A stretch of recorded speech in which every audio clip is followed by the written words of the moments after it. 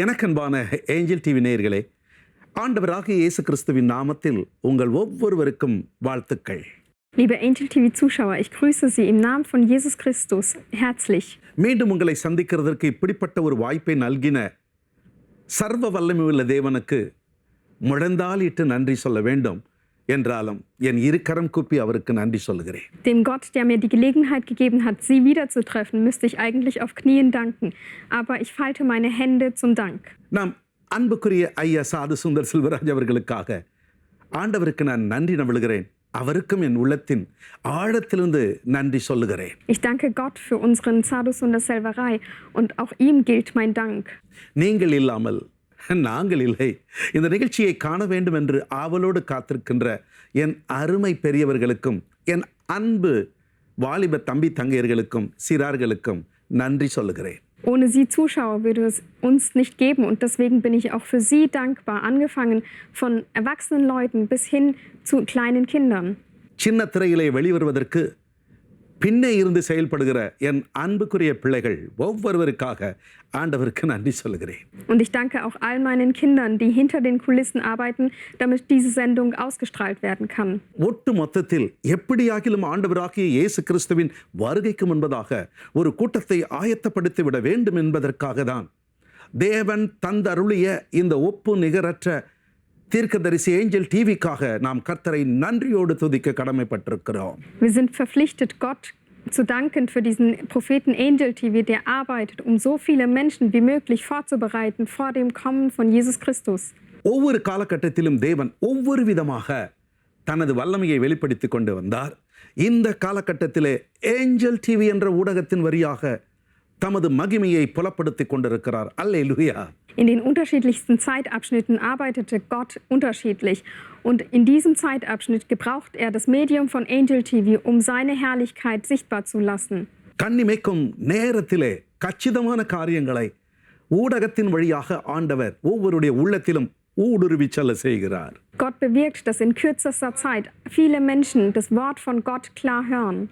ஒவ்வொன்றிலும் ஒரு புதுமை என்ற ஸ்லோகத்தோடு தான் நமது ஏஞ்சல் டிவி இயங்கிக் கொண்டிருக்கிறது. Angel TV arbeitet mit dem Untertitel In allem etwas Neues.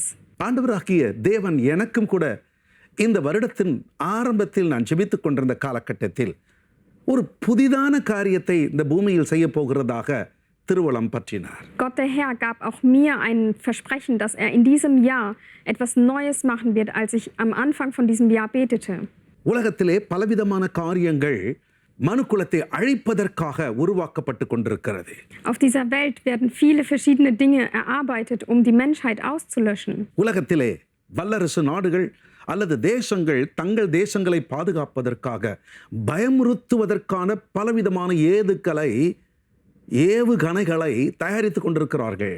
Die Weltmächte und Nationen der Welt erarbeiten sich Waffen, um ihr eigenes Volk zu schützen.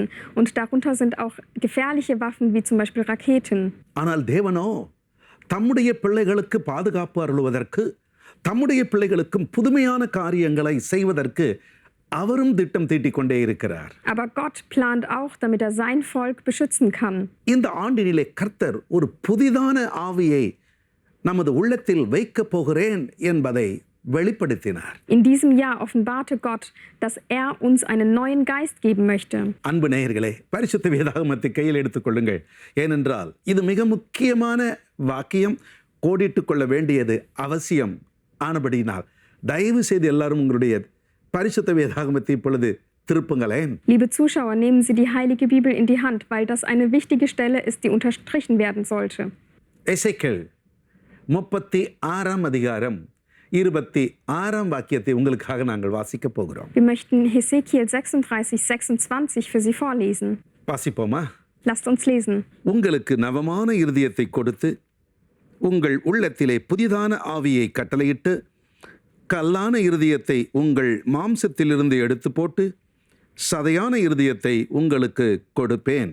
Und ich werde euch ein neues Herz geben und einen neuen Geist in euer Inneres geben.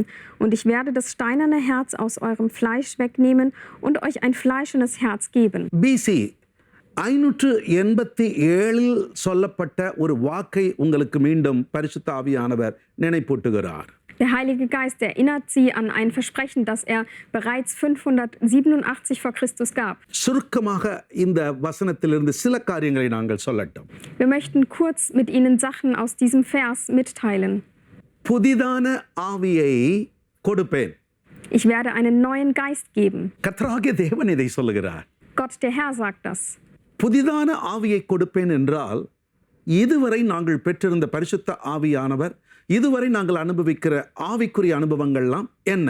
Wenn es die Rede ist von einem neuen Geist, was sind dann die ganzen Dinge, die wir bislang erlebt haben, wie zum Beispiel den Heiligen Geist und seine Wunder?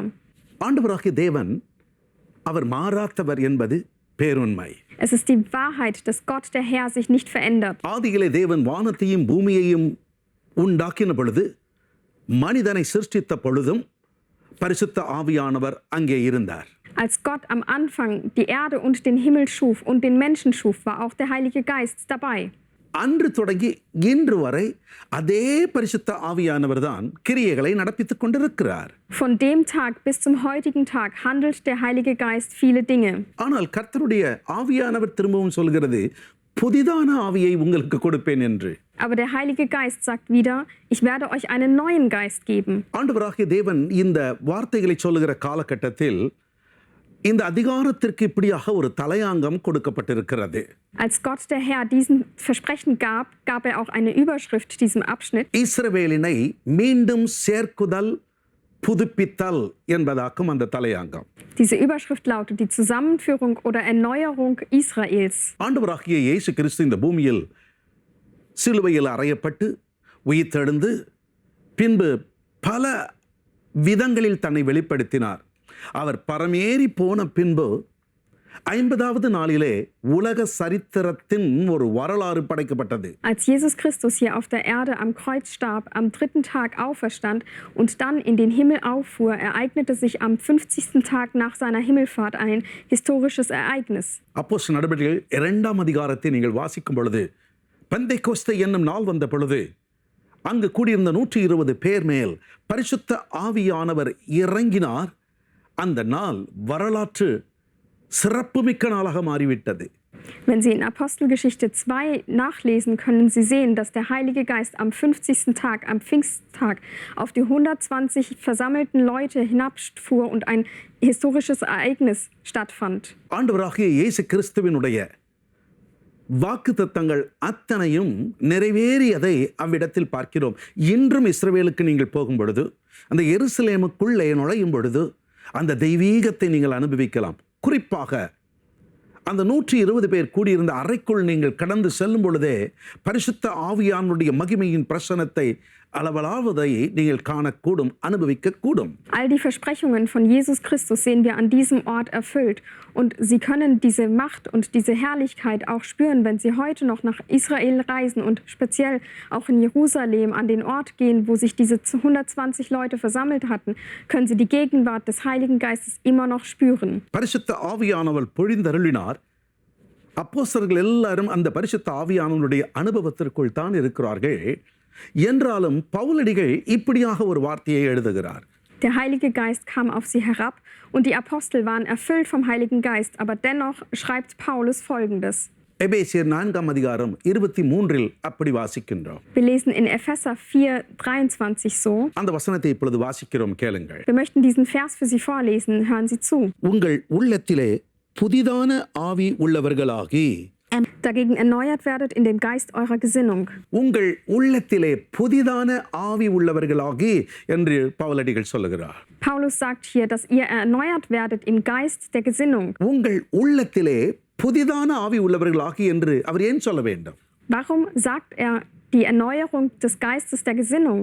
ஏற்கனவே பரிசுத்த ஆவியானவரை பெற்றவர்கள் பரிசுத்த ஆவியானுடைய அனுபவத்தை அக்காலகட்டத்தில் அனுபவித்துக் கொண்டிருந்த பொழுது இவரோ புதிதான ஆவி உள்ளவர்களாகி என்று எழுதுகிறார். Paulus spricht es in eine Zeit hinein, wo sie bereits den Heiligen Geist empfangen hatten und das Wirken vom Heiligen Geist sahen, spricht er eine Erneuerung des Geistes der Gesinnung. யோவேல் 2ஆம் அதிகாரத்தின் 28, எசேக்கியேல் 36ஆம் அதிகாரத்தின் 26ஆம் வாக்கியமும் நிறைவேறின பின்பும் அப்போஸ்தலனாகிய யோவான் மீண்டும் ஒரு விசை இப்படியாக எழுதுகிறார். Nachdem die Versprechungen aus Joel 2,28 und aus Hesekiel 36,26 erfüllt worden sind, schreibt Johannes Folgendes. அதை வெளிப்படுத்தல் விசேஷம் 1ஆம் அதிகாரம் 4ஆம் வாக்கியத்தில் வாசிக்கிறோம், கேளுங்கள். Wir können das in Offenbarung 1, Vers 4 nachlesen. யோவான் ஆசியாவில் உள்ள 7 சபைகளுக்கும் எழுதுகிறதாவது, இருக்கிறவரும் இருந்தவரும் வருகிறவருமானவராலும் அவருடைய சிங்காசனத்திற்கு முன்பாக இருக்கிற 7 ஆவிகளாலும். Johannes, den 7 Gemeinden, die in Asien sind, Gnade euch und Frieden von dem, der ist und der war und der kommt, und von den 7 Geistern, die vor seinem Thron sind. 7 ஆவிகள் என்று இவ்விடத்தில் அவர் குறிப்பிடுகிறார். Er schreibt hier über die 7 Geister. வெளிப்படுத்தல் விசேஷம் 3ஆம் அதிகாரம் 1ஆம் வாக்கியத்தில் இப்படி வாசிக்கின்றோம். Wir lesen in Offenbarung 3, Vers 1 so. தேவனுடைய 7 ஆவிகளையும் என்று குறிப்பிடுகிறார். Auch dort heißt es, die 7 Geister Gottes. வெளிப்படுத்தல் விசேஷம் 4ஆம் அதிகாரம் 5ஆம் வாக்கியத்திலும் மீண்டும் 7 ஆவிகள் என்று குறிப்பிடுகிறார். Auch in Offenbarung 4, Vers 5 steht etwas über die 7 Geister. ஆக 7 ஆவிகள் என்று அவர் குறிப்பிடும் பொழுது அந்த 7 ஆவிகள் என்னென்ன என்பதை குறித்து நாம் அறிய வேண்டும். Wenn er hier also von den 7 Geistern spricht, dann sollten wir erkennen, was diese 7 Geister denn sind. 7 விதமான செயல்பாடுகள் என்பதாக நாம் அறிய வேண்டும். Wir müssen erkennen, dass es 7 verschiedene Handlungsmuster sind. ஏசாயா தீர்க்கதரிசி இதை குறித்து அழகாக ஏசாயா 11ஆம் அதிகாரம் 2ஆம் வாக்கியத்தில் சொல்லியிருக்கிறார். Und Jesaja schreibt es sehr schön in Jesaja 11, Vers 2 auf. ஞானத்தையும் உணர்வையும் அருளும் ஆவியும், ஆலோசனையையும் பலனையும் அருளும் ஆவியும், அறிவையும் கர்த்தருக்கு பயப்படுகிற பயத்தையும் அருளும் ஆவியுமாகிய கர்த்தருடைய ஆவியானவர் அவர் மேல் தங்கியிருப்பார். Und auf ihm wird ruhen der Geist des Herrn, der Geist der Weisheit und des Verstandes, der Geist des Rates und der Kraft, der Geist der Erkenntnis und der Furcht des Herrn. இங்கே பார்க்கின்றோம் இந்த 7 ஆவி என்று சொல்லப்படுகிறதினுடைய பண்புகளை குறித்து. Hier lesen wir über die Eigenschaften von diesen 7 Geistern. இத்தனை விதமான பண்புகளும் இத்தனை விதமான காரியங்களும் அருள்நாதர் இயேசு கிறிஸ்துவின் வாழ்க்கையில் பூரணப்படுத்தப்பட்டிருந்தது. All diese Eigenschaften waren im Leben von Jesus Christus vollkommen. ஆண்டவராக இயேசு கிறிஸ்துவை தன் சொந்த இரட்சகராக ஏற்றுக்கொண்ட எவரானாலும், பரிசுத்த ஆவியானவராலே நிரப்பப்பட்டிருக்கிற எவரானாலும் இந்த விதமான பண்புகளை உடையவர்களாக இனி வரும் காலங்களிலே விளங்கப் போகிறோம். Jeder Einzelne, der Jesus Christus angenommen hat und der erfüllt ist vom Heiligen Geist, wird diese Eigenschaften zeigen. எசேக்கியேல் 36:27 கர்த்தர் திட்டவட்டமாக அங்கே சொல்லுகிறதை பார்க்கின்றோம். Wir sehen in Hesekiel 36, 27, dass Gott dort klar spricht. வாசிப்போமா? Lasst uns lesen. உங்கள் உள்ளத்திலே என் ஆவியை வைத்து உங்களை என் கட்டளைகளில் நடக்கவும் என் நியாயங்களை கைக்கொள்ளவும் அவைகளின்படி செய்யவும் பண்ணுவேன். Und ich werde meinen Geist in euer Inneres geben und ich werde machen, dass ihr meinen Ordnungen lebt und meine Rechtsbestimmungen bewahrt und tut. எனக்கு அன்பான சகோதர சகோதரிகளே, புதிதான ஒரு ஆவியை என்று சொல்லும் பொழுது ஏற்கனவே பரிசுத்த ஆவியானவரை நாம் பெற்றிருந்தாலும் நமக்குள்ளே உண்டாக போகிற கிறிஸ்து இயேசுவினுடைய தன்மைகள் அது வித்தியாசப்பட போகிறது. Liebe Geschwister, wenn die Rede von einem neuen Geist ist, obwohl wir den Heiligen Geist ja bereits empfangen haben, werden die Eigenschaften von Jesus Christus dennoch neu sein. ஆண்டவராகிய இயேசு கிறிஸ்து என்னுடைய ஆவியை உங்களுக்குள் வைக்கிறேன் என்று தான் சொல்கிறார். Der Herr Jesus Christus sagt, ich gebe euch meinen Geist. என்னை விசுவாசிக்கிறவருடைய உள்ளத்திலிருந்து ஜீவ தண்ணீருள்ள நீரூற்றுகள் புறப்பட்டு செல்லும். Derjenige, der an mich glaubt, aus dessen Herzen wird lebendiges Wasser fließen. புதிதான ஆவியை கர்த்தர் நமக்கு அருளும் பொழுது நமது ஞானம், நமது அறிவு, நாம் தேவனுக்காக செயல்படுத்துகின்ற காரியங்கள், செயல்பட போகிறவைகள் அத்தனையிலும் ஒரு வித்தியாசத்தை இனி வரும் நாட்களில் நாம் பார்க்கத்தான் போகிறோம். Wenn der Herr uns einen neuen Geist gibt, werden wir einen Unterschied feststellen in der Art und Weise, wie wir reden, wie wir handeln und in unserer Weisheit.